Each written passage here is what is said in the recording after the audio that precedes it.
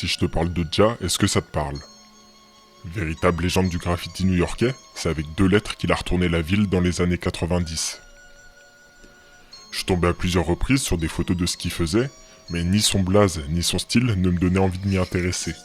Jusqu'à ce que je fasse des recherches sur lui pour savoir si ça méritait une vidéo, et si tu vois ça, c'est que oui, ça mérite une vidéo. Au premier abord, Ja, c'est un flop très simple, et un blaze avec une sonorité reggae, et beaucoup de matraquage. C'est con, mais cette sonorité reggae, c'est ce qui me bloquait avec lui. Alors qu'en fait, rien à voir avec le Jah, dieu de la religion Rastafari.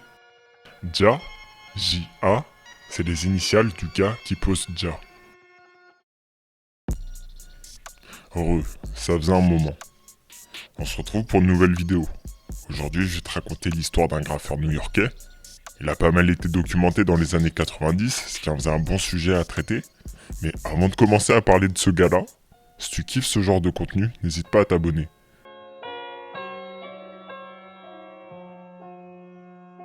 En 1995, t'as un journaliste qui demande à un détective de la Vandal Squad. La Vandal Squad, c'est la brigade anti-tag new-yorkaise. Si un graffeur se fait plus remarquer que les autres. C'est sans trop d'hésitation que celui-ci répondit oui, et on se connaît déjà. C'est sans aucun doute celui qui a fait le plus de flops dans New York, dans le pays, voire peut-être dans le monde. Mais ne parlez pas de ce point, ça ne ferait que de l'encourager. À ce sujet, le principal concerné, le graffeur Jah, déclara « J'étais fier de ce que je pouvais faire en une nuit, comparé à ce que 2 ou 3 personnes pouvaient faire en un mois. Et moi, ce que je pouvais faire en un mois, dépassait largement tout ce qu'un crew pouvait faire en un an. » En 95, le coût des dégâts liés à son omniprésence s'élevait à hauteur de 5 millions de dollars, uniquement en New York. Sachant qu'il ne s'est pas arrêté cette année-là et qu'en plus de ça il a voyagé, je te laisse imaginer. Dans cette vidéo, je vais te raconter tout ce que j'ai trouvé sur lui, parce qu'un gars qui aurait dû faire carrière à Hollywood et qui se retrouve bloqué dans le graffiti, bah forcément il y a des choses à dire.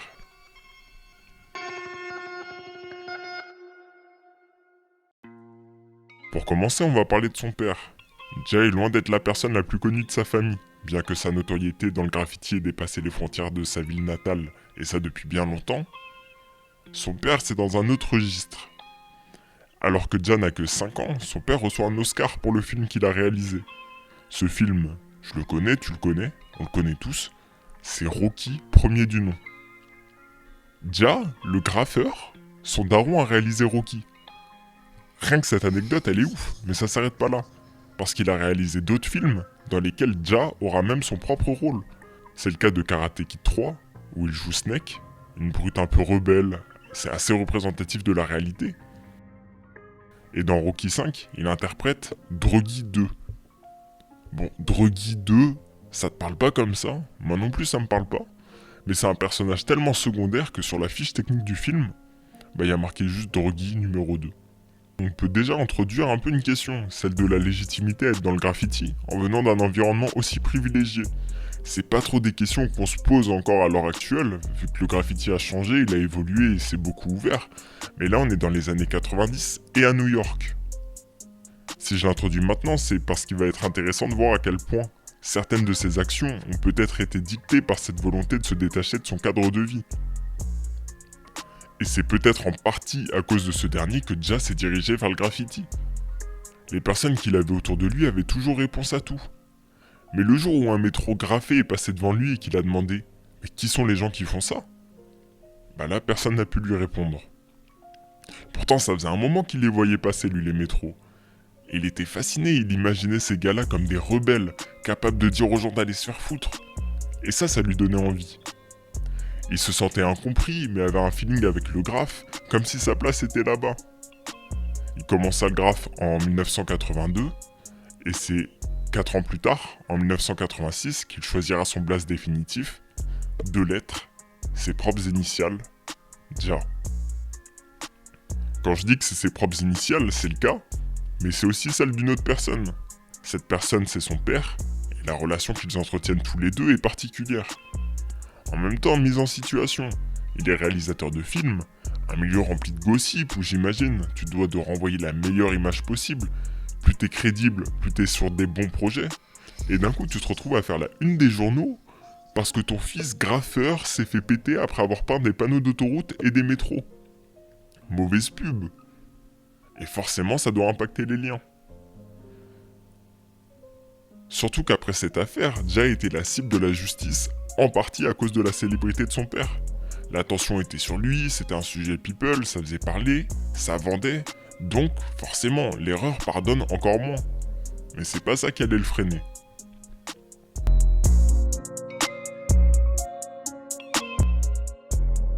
Au début, il connaissait personne dans le graffiti.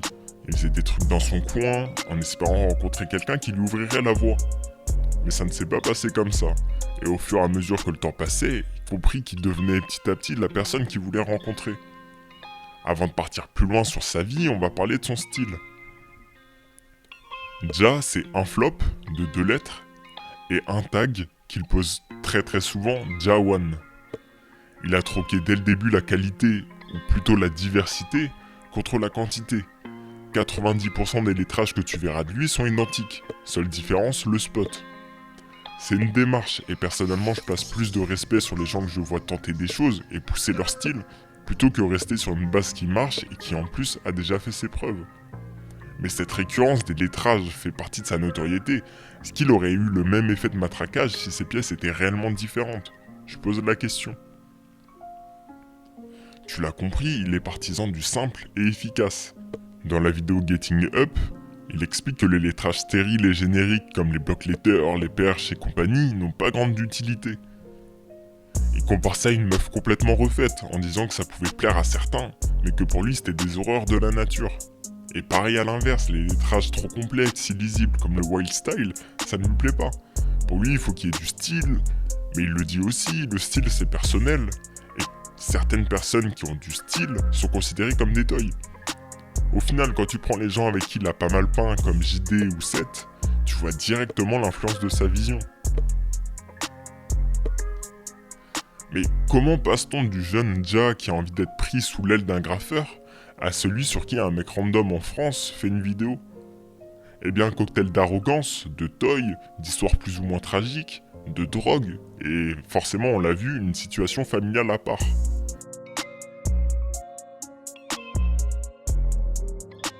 Oui, parce que le fait que son daron soit réalisateur de films, c'est drôle, mais là on est à New York dans les années 90, et la plupart des graffeurs sont des gars issus des quartiers les plus pauvres de la ville. Pour certains d'entre eux, c'est le premier pas dans l'illégalité, précédant le trafic de drogue ou autre délit.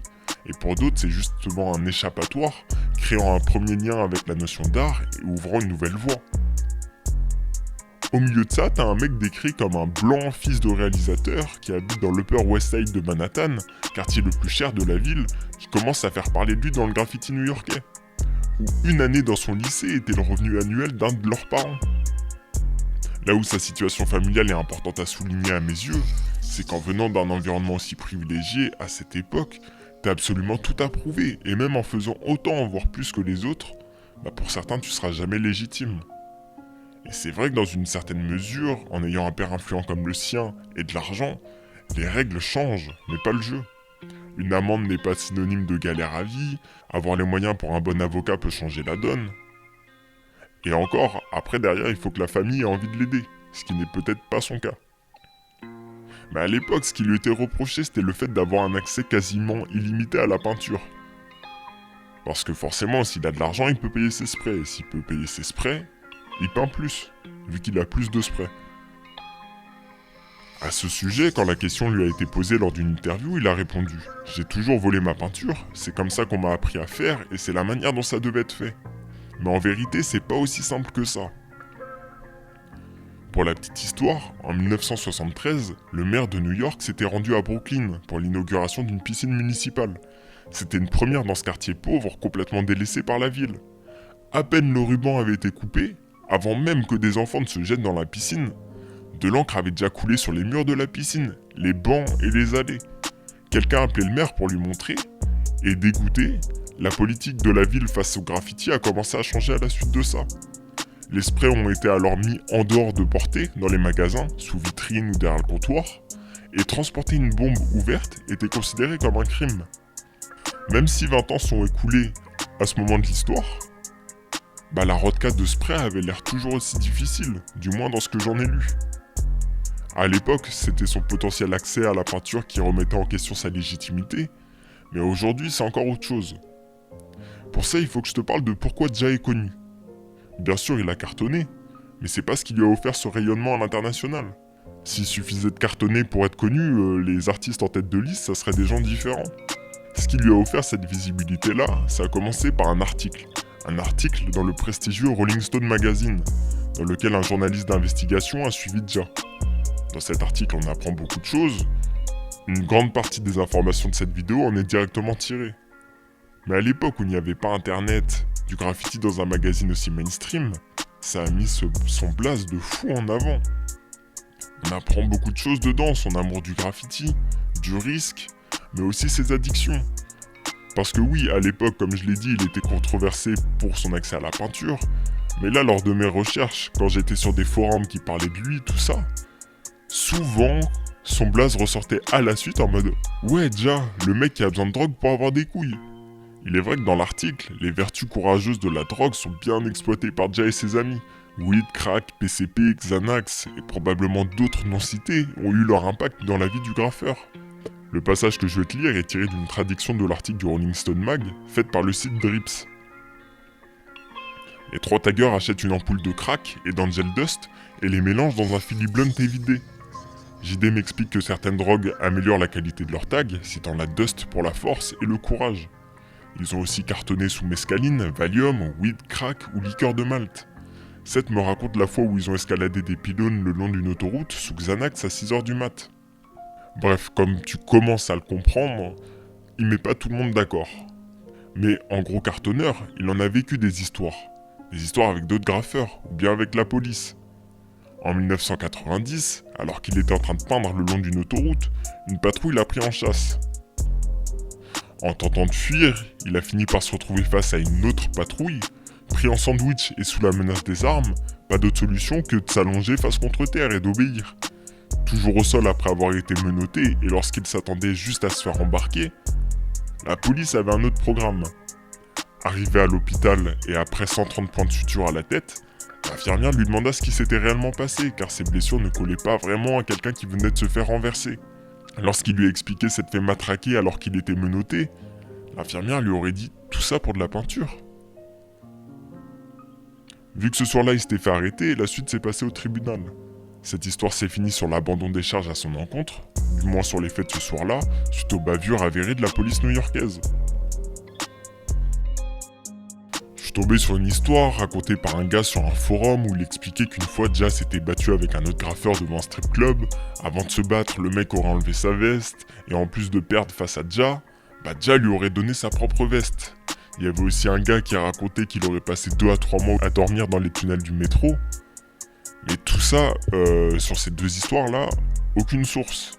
Mais si j'en parle quand même, c'est qu'on le veuille ou non, ce qui fait perdurer un blaze, une légende, tout ça, quand la personne devient inactive, c'est ce que les gens disent. Parce que la vérité est souvent mélangée à un récit romancé de l'histoire de base. Tu rajoutes ça à des dizaines d'arrestations, les allers-retours en prison, une embrouille où les Crips et les Bloods ont été mêlés. Et voilà, peut-être qu'il partait perdant sur sa street cred, mais avec le temps...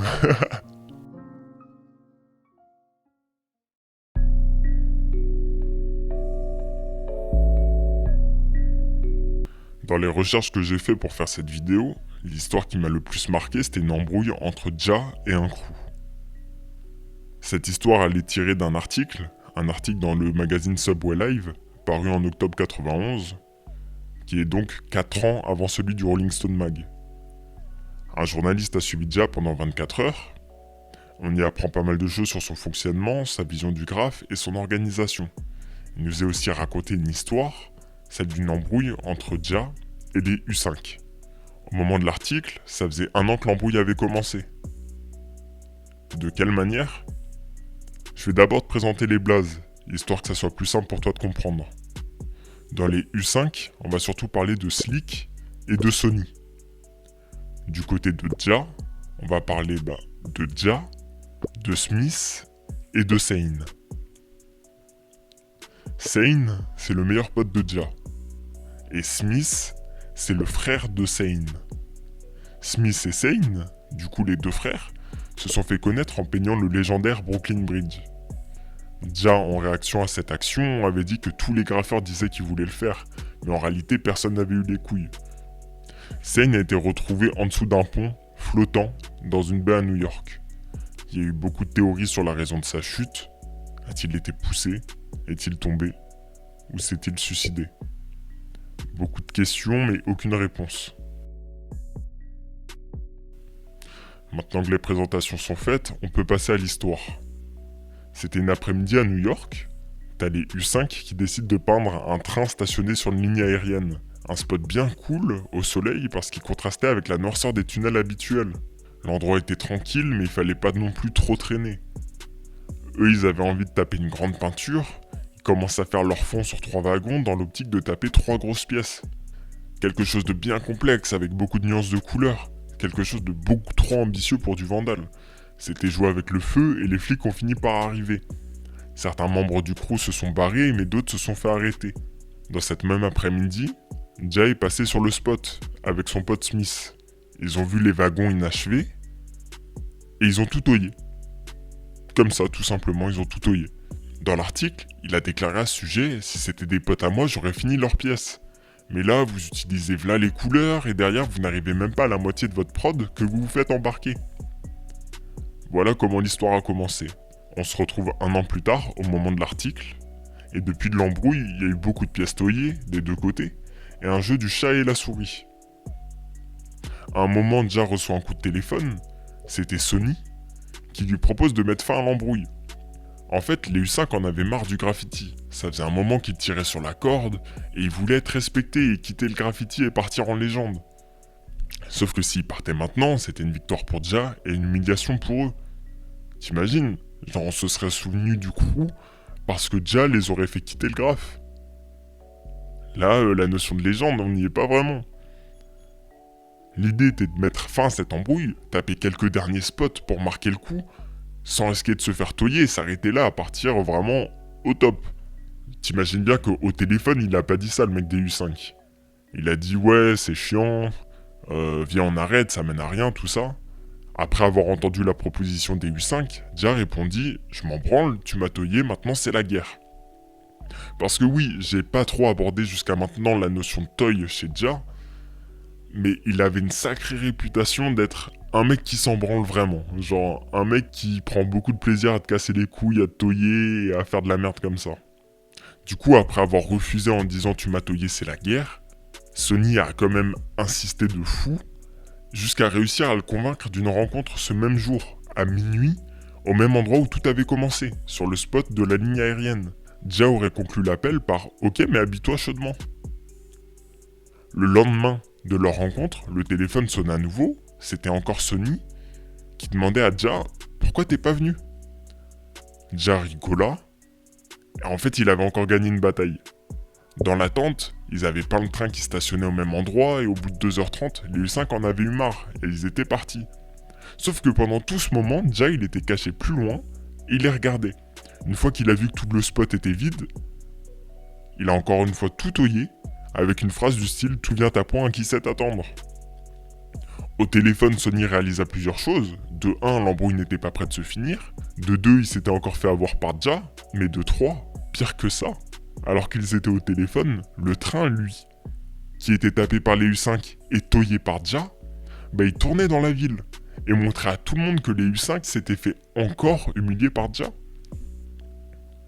Juste après cette histoire, Ja il est parti 8 mois à Los Angeles pour le tournage de Karate Kid 3. Il profita de ce passage à Los Angeles pour faire une réserve de spray, la ville n'étant pas du tout touchée comme New York par le graffiti, et les bombes étaient en libre service dans les magasins. Durant ce séjour, il s'embrouilla avec un gros crew de la ville, et c'est à ce moment-là que les Bloods et les Crips auraient été à sa recherche. 8 mois plus tard, de retour sur New York, les choses pouvaient reprendre. Une nuit, alors qu'il était en strip club, il croisa un proche des U5 qui lui demanda « Yo mec, pourquoi t'esquives comme ça les U5 ?» Pour établir sa réputation, parce que Ja il se sentait blessé dans son ego, il demanda à ce gars de le conduire jusqu'au domicile de Slick, pour régler cette histoire à main nue une fois pour toutes. Arrivé à destination en pleine nuit, il sonna à l'interphone, il disait « Yo c'est Ja, descends, on règle ça maintenant !» Une voix sortie de ce même interphone « Vous devez vous tromper d'interphone !» Le gars qui avait emmené Ja jusqu'ici secoua la tête commençait à parler en disant « Yo Slick, je sais que c'est toi, descends mec, et bats-toi !» À nouveau, vous vous trompez d'endroit, c'est pas moi. Pourtant le gars il était déjà venu, il savait que c'était bien là. Ja, saoulé, posa un tag sur sa façade. Ce tag, c'était le début d'une très longue session durant laquelle, comme à son habitude, il parcourra la ville en posant où il le voulait, sans pause, sans dormir, forcément aidé par la drogue. Cette session prit fin 48 heures plus tard, d'une manière assez brutale, accompagnée par le bruit des crissements des pneus et de klaxons. Alors qu'il était accompagné de Smith, il était convaincu qu'il pouvait sauter les 2 mètres qui le séparaient d'un panneau d'autoroute. Depuis un muret, il s'élança. Sauf que... presque. Il est tombé un peu avant le panneau, 4 mètres plus bas, sur la 6 voies qui donnait accès au tunnel Lincoln. Smith pensait qu'il allait devoir appeler la mère de Ja pour lui annoncer la mort de son fils. Coup de chance, il s'en sortait avec une jambe cassée et d'autres blessures assez légères comparées à la violence de la chute. Voilà ce qui conclut cette session, qui, je rappelle, avait commencé 48 heures plus tôt, avec un tag sur la façade de Slick. Quand Slick vit l'état de sa façade, parce que c'était bel et bien sa façade, il pouvait pas laisser passer ça. Lui qui voulait quitter le graphe en étant respecté, était encore une fois embarqué dans quelque chose qui le dépassait. Il appela Sonny au téléphone et lui demanda de l'aider à toyer Ja. Il savait qu'il était bien présent dans un tunnel de métro, et du coup il s'était dit que c'était le bon endroit. Retour au Rolling Stone Magazine. Dans l'article, je cite, « Ja menard l'histoire de 2 taggers avec qui il était en embrouille, et qui étaient venus dans les tunnels pour barrer ses tags. L'endroit où les croix s'arrêtent, et l'endroit où ils furent fauchés par un métro qui arrivait. Cette nuit-là, le conducteur aura mis un moment avant d'arrêter de pleurer. Avant que les freins d'urgence ne se déclenchent, il a vu 2 ombres. Ces 2 ombres, c'était Sonny et Slick, en train de toyer Ja. »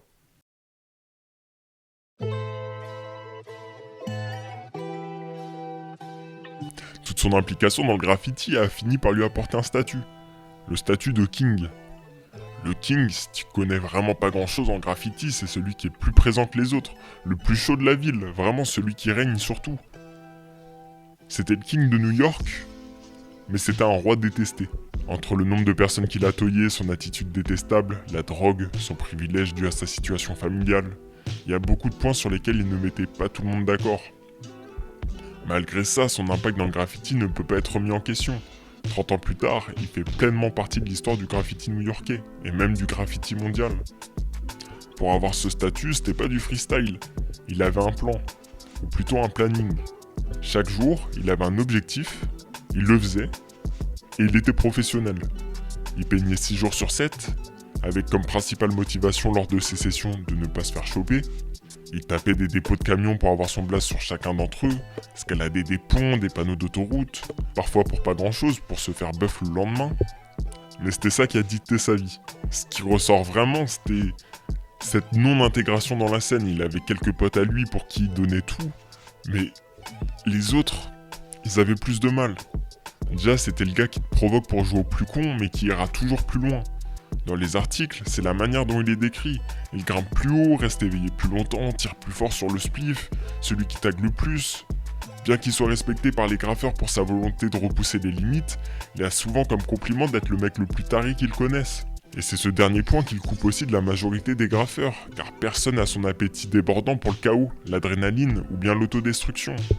Et c'est ce terme, l'autodestruction, qui pour moi représente le plus le graffiti de Ja.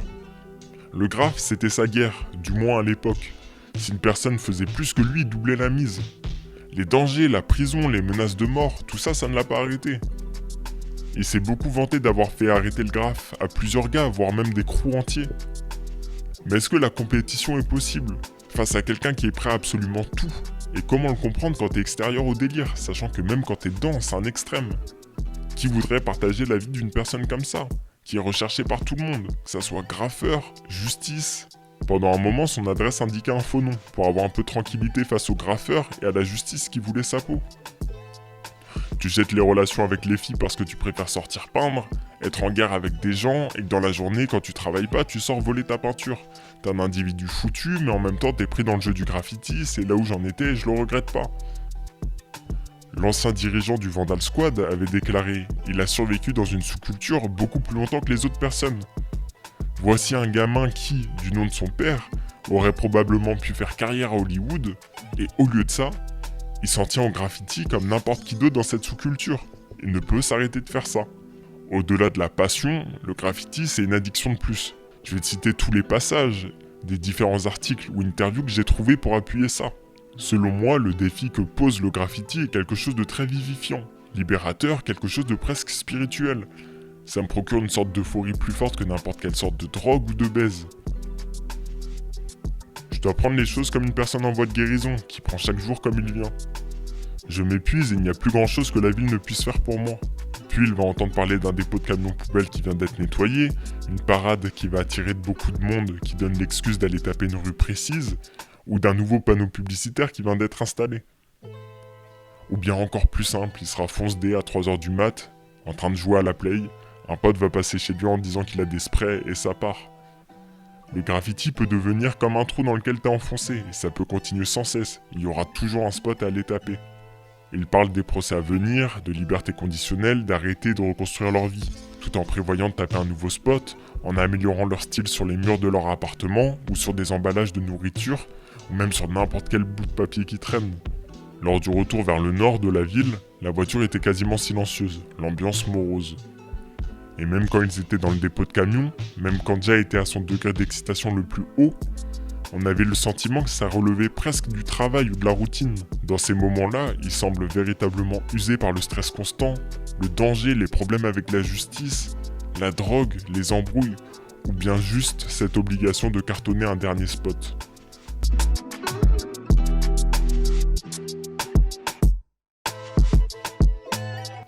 En conclusion, 2 lettres pour retourner New York, c'est suffisant. 2 lettres et une vie entière dédiée au graffiti. Ce que j'aime bien chez Jazz, c'est qu'il faut être un minimum sensible à l'essence du graphe et pas juste à l'esthétique parce que tu la retrouves pas vraiment chez lui. Et on va pas se mentir, c'est assez drôle qu'un énorme cartonneur new-yorkais ait un semblant de carrière à Hollywood. Personnellement, je partage pas sa vision du graphe, et avant de me pencher sur sa vie, j'étais complètement hermétique à son style. Et le fait d'en apprendre plus donne des clés pour mieux comprendre ce qu'il fait. Là, je t'ai parlé du Jazz avant 2010, la suite lui appartient. Si la vidéo t'a plu, n'hésite pas à liker et t'abonner, et on se retrouve bientôt pour une nouvelle vidéo.